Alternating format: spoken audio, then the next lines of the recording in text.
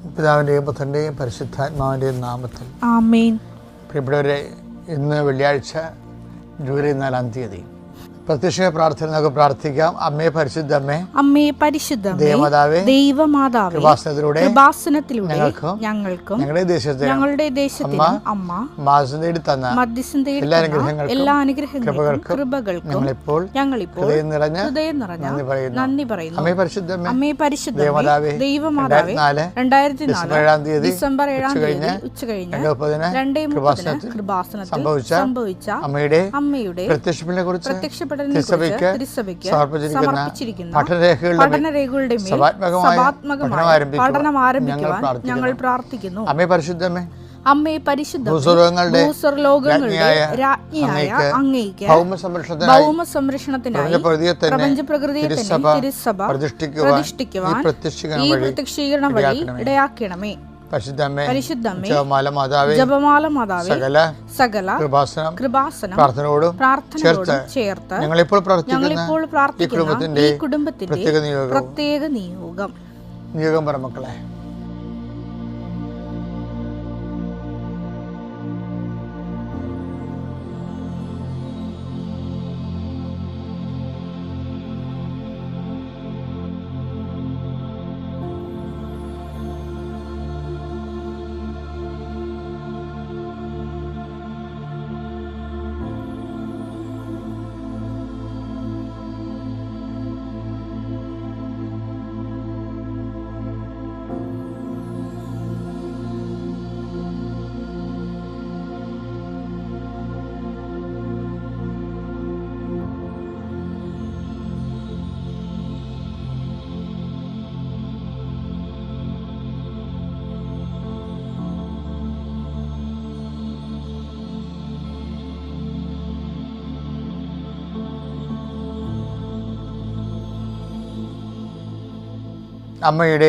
അമ്മയുടെ പ്രത്യക്ഷീകരണത്തിന്റെ അനുഗ്രഹവേളയിൽ ഞങ്ങൾക്ക് സാധിച്ചു തരുവാൻ കനിയണമേ.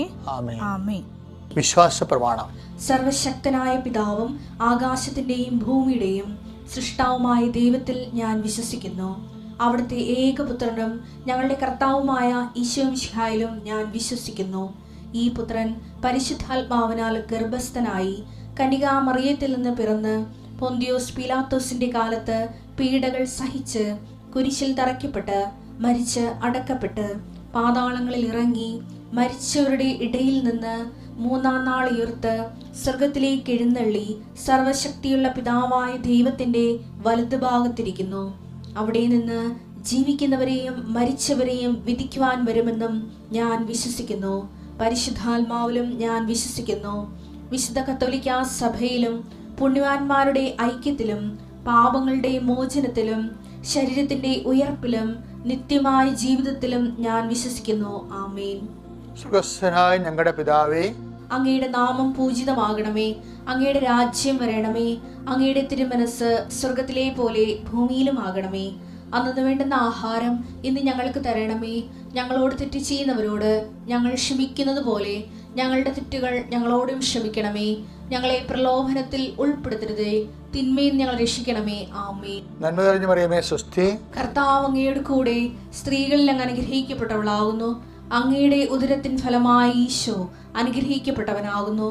പരിശുദ്ധ മറിയമേ, തമ്പുരാന്റെ അമ്മേ, പാപികളായ ഞങ്ങൾക്ക് വേണ്ടി ഇപ്പോഴും ഞങ്ങളുടെ മരണസമയത്തും തമ്പുരാനോട് അപേക്ഷിക്കണമേ. ആമേൻ. കർത്താവേ, നിന്റെ ഉന്നതമായ നാമത്തിന് സ്തോത്രം ചെയ്യുന്നു. കർത്താവേ, നിന്റെ വിശുദ്ധ പൗരോഹിത്യത്തെ മഹത്വപ്പെടുത്തണമേ. കർത്താവേ, സഭയിലുള്ള സാന്നിധ്യം പ്രകടമാക്കണമേ. 39 വർഷം ഞാൻ അർപ്പിച്ച കുർബാനയുടെ യോഗ്യതയാൽ കൃപാസന അൾത്താരെ ജീവനോടെ പ്രത്യക്ഷപ്പെട്ട പരിശുദ്ധ അമ്മയുടെ മാധ്യസ്ഥതയിൽ ഈ അൾത്താരയിൽ നടന്ന 10,000-കണക്കിന് ആരാധന ശക്തിയാൽ അങ്ങയുടെ നാമത്തിൽ അങ്ങയുടെ മക്കളെ ആശീർവദിക്കണമേ എന്ന് പ്രാർത്ഥിക്കുന്നു. കർത്താവ്, രാത്രി പോലും പണി ചെയ്തിട്ടും ഓവർ ടൈം ചെയ്തിട്ടും കുടുംബം പോറ്റാൻ പറ്റാതെ കടങ്ങളിൽ വിഷമിക്കുന്നവരെ പണിയോട് പണി ചെയ്യാൻ വേണ്ടി മാത്രമാണ് ഒരു ജീവിതം എന്ന് തോന്നുന്ന രീതിയിൽ ഇനി എന്ത് ചെയ്താൽ കടങ്ങൾ പരിഹരിക്കുമെന്നറിയാതെ നിസ്സഹായമായി നിൽക്കുന്നവരുണ്ട്. ഈശോയെ, അവരെ സന്ധിക്കണമേ എന്ന് പ്രാർത്ഥിക്കുന്നു. അവർക്ക് പുതിയൊരു ജീവിതം നൽകി കർത്താവ് അവിടെ വഴി പോയി തിരിച്ചു വിടണമെന്ന് പ്രാർത്ഥിക്കുന്നു. കാണാത്ത കാലം കെട്ടപ്പെട്ട് കിടക്കുന്നവർ, മേൽഗതിക്ക് മാർഗമില്ലാതെ വിഷമിക്കുന്നവർ, അവർ ചുറ്റിത്തിരിയുന്ന ആ വിഷ്യ സർക്കിളിൽ നിന്ന്, വിഷമവൃത്തത്തിൽ നിന്ന് അവരെ വീണ്ടെടുക്കണമേ എന്ന് പ്രാർത്ഥിക്കുന്ന കർത്താവേ. തങ്ങളുടെ ജീവിതം അവസാനിച്ചു പോയെന്ന് ചിന്തിച്ചുകൊണ്ട് ഇനി ഇങ്ങനെ അങ്ങോട്ട് പോട്ടെ, പോയി മരിക്കട്ടെ, പോയി തൊലയട്ടെ എന്ന് നിരാശയോടെ മദ്യപിച്ച് ലഹരി പദാർത്ഥങ്ങൾ ഉപയോഗിച്ചുകൊണ്ടും തന്നെ നശിപ്പിച്ചുകൊണ്ട് നിശബ്ദമായ ആത്മഹത്യയിലേക്ക് പോകുന്ന ആൾക്കാർ, കർത്താവേ അവരെ വീണ്ടെടുക്കാൻ അങ്ങേക്ക് മാത്രമേ കഴിയൂ. അവർക്കെല്ലാം ഈ പ്രാർത്ഥന കൊണ്ട്, ഈ പ്രാർത്ഥന അവർ കേൾക്കുന്നുണ്ടെങ്കിൽ അവർക്കൊരു പുതിയ ജീവിതത്തിലൂടെ ലഭിക്കാൻ ദൈവത്തിൻ്റെ പ്രത്യേകമായ ഇടപെടലുണ്ടാകണം പ്രാർത്ഥിക്കുന്നു. കുഞ്ഞുമക്കളെ സംബന്ധിച്ച് പ്രാർത്ഥിക്കുന്നു, മുല കുടിക്കുന്ന കുഞ്ഞുങ്ങളെ സംബന്ധിച്ച് പ്രാർത്ഥിക്കുന്നു, അവരുടെ രോഗങ്ങളെ സംബന്ധിച്ച് പ്രാർത്ഥിക്കുന്നു, ഗർഭിണികളെ സംബന്ധിച്ച് പ്രാർത്ഥിക്കുന്നു, ഗർഭിണികളുടെ ഉദരത്തിലുണ്ടാകുന്ന കുഞ്ഞിൻ്റെ വളർച്ചയെക്കുറിച്ച് പ്രാർത്ഥിക്കുന്നു, വളർച്ച മുട്ടിപ്പോയിട്ടുള്ള കുഞ്ഞുങ്ങൾ, ഗർഭാശയ സിസ്റ്റുള്ളവർ, ഗർഭാശയത്തിൽ ക്യാൻസറുള്ളവർ, ഉദരാശയ ക്യാൻസർ, ആമാശയ ക്യാൻസർ, കുടലിൻ്റെ കുരുക്ക്, അൾസർ, അരിസസ് രോഗങ്ങൾ, ആന്തരിക രോഗങ്ങളെ സമർപ്പിച്ച് പ്രാർത്ഥിക്കുന്നു. ബ്രെയിനിൽ കർത്താവ് സിസ്റ്റുള്ളവർ, ബ്രെയിൻ ഹെമറേജ് സംഭവിച്ചവർ, ഹൃദയത്തിന് കർത്താവ് സ്റ്റോപ്പ് വന്നതെന്ന്, അവർക്ക് ഹൃദയത്തിന് ശ്വാസതടസ്സം ഉണ്ടായിരുന്നവർ, ഹൃദയത്തിന് ഒരു അറ്റാക്ക് കഴിഞ്ഞതിന് ശേഷം പിന്നെ ജീവിതം തന്നെ മാറി മറിഞ്ഞു പോയെന്ന് വിചാരിച്ചതിന് വിഷമത്തിലിരിക്കുന്നവർ, അവർക്ക് ജോലിക്ക് പോകാൻ പറ്റുന്ന രീതിയിൽ അവരെ ആരോഗ്യം വീണ്ടെടുത്തതായിട്ട് അവരെ ബോധ്യപ്പെടുത്താൻ പ്രാർത്ഥിക്കുന്നു.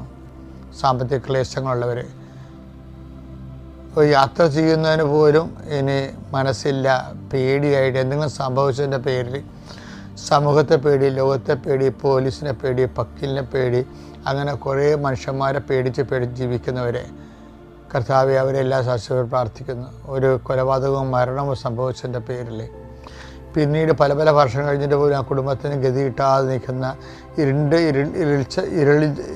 ഇരുണ്ടുപോയ കുടുംബങ്ങൾ, ഇരുണ്ടുപോയ ജീവിതങ്ങൾ കർത്താവിൻ്റെ തിരുസന്നിധിയിൽ സമർപ്പിച്ച് പ്രാർത്ഥിക്കുന്നു. എൻ്റെ കർത്താവെ, നിൻ്റെ ഉന്നതമായ നാമം സ്വസ്ഥം ചെയ്യുന്നു. ഈ പ്രാർത്ഥന കർത്താവിൻ്റെ പ്രാർത്ഥന, മരണത്തെ ജയിച്ചവൻ്റെ പ്രാർത്ഥന, ഉയർത്തെഴുന്നേറ്റവൻ്റെ പ്രാർത്ഥന, അത് പ്രാപിക്കുന്ന മക്കൾ കർത്താവെ ഉയർപ്പിൻ്റെ മഹിമ പ്രാപിക്കാനിടയാക്കണം പ്രാർത്ഥിക്കുന്നു.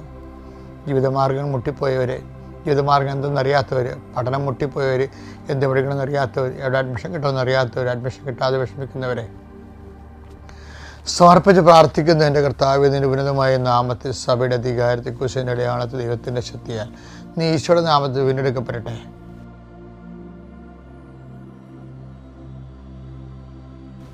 ഈ ഉടമ്പടി ധ്യാനത്തിൻ്റെ അതാത് ദിവസങ്ങളിലുള്ള ഒരു ഹ്രസ്വ സൂത്രവാക്യങ്ങളാണ് പലപ്പോഴും ജീവിതത്തെ മേൽഗതി ലഭിക്കുന്നതിന് വേണ്ടി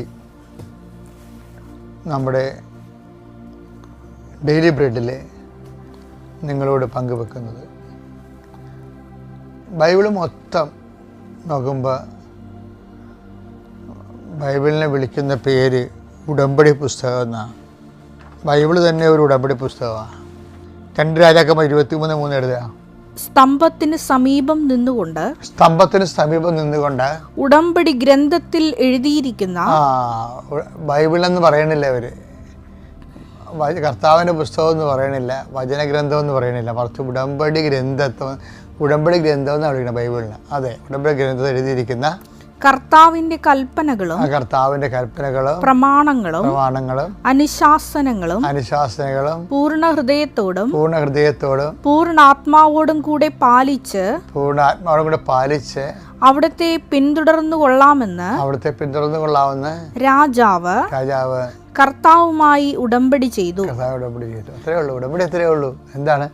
ദൈവത്തിൻ്റെ വചനങ്ങൾ അനുസരിച്ച് ജീവിച്ചു കൊള്ളാവുന്നു.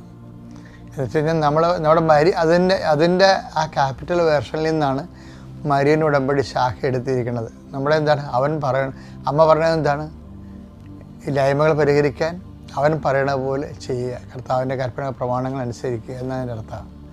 അതിൻ്റെ ഓരോരോ പ്രാദേശികമായ വിഷയങ്ങളിൽ പ്രാദേശികമായ രീതിയിൽ അത് നമ്മൾ പരിഹരിച്ചും അനുവർത്തിച്ചും പോകും. ബൈബിൾ എന്താണ്? ഉടമ്പടി പുസ്തകമാണ്.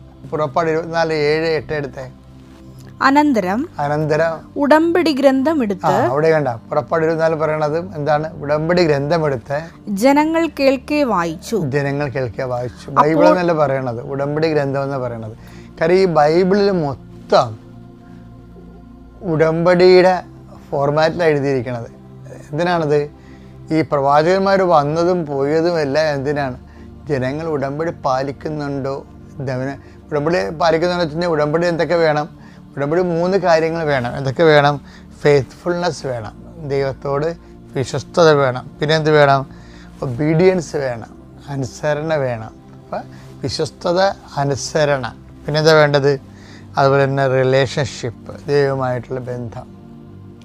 ഇത്രയും കാര്യങ്ങളാണ് ഉടമ്പടി കാതൽ. അപ്പോൾ ഫെയ്ത്ത്ഫുൾനെസ് വേണം, ഒബീഡിയൻസ് വേണം, റിലേഷൻഷിപ്പ് വേണം. അതായത് വിശ്വസ്തത വേണം, അനുസരണ വേണം, അതുപോലെ തന്നെ ദൈവത്തോട് ബന്ധം വേണം. അതിന് ആണ് നമ്മൾ ഉടമ്പടിയുടെ ഓരോ ഫോർമുല നമ്മൾ അത് ആക്ടിവേഷൻ പ്രിൻസിപ്പിളിൽ നമ്മൾ അവൻ പറയണ പോലെ ചെയ്യുന്നതിൽ ഓരോ കാര്യങ്ങൾ അടയാളപ്പെടുത്തിയിരിക്കുന്നത്.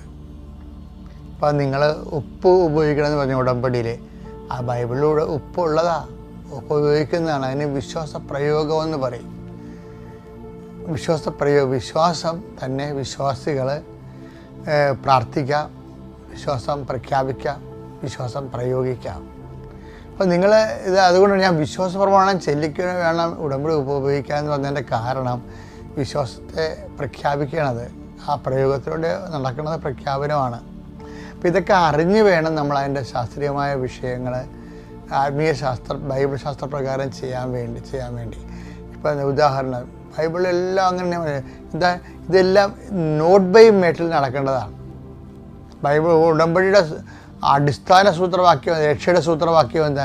രക്ഷ മനുഷ്യരാശി പ്രാപിക്കുന്നതിന് വേണ്ടിയാണല്ലോ ദൈവം ഉടമ്പടി കൊണ്ടുവന്നത്. അപ്പോൾ രക്ഷയുടെ അടിസ്ഥാന സൂത്രവാക്യം എന്താ? Not by merit but by grace. അത് എഫെസ്യർ 2:8 നിൻ്റെ കഴിവല്ല എൻ്റെ കൃപയെന്ന്. അപ്പം എൻ്റെ കൃപയെന്നുള്ള വിഷയം നമ്മുടെ കഴിവ് 0 മാറുമ്പോഴും അപ്രസ്തുതമാകുമ്പോഴും അത് അപര്യാപ്തം, കഴിവുകൾ അപര്യാപ്തമായി വരുമ്പോഴാണ് ശരിക്കും ഉടമ്പടി ആവശ്യമായി വരണത്.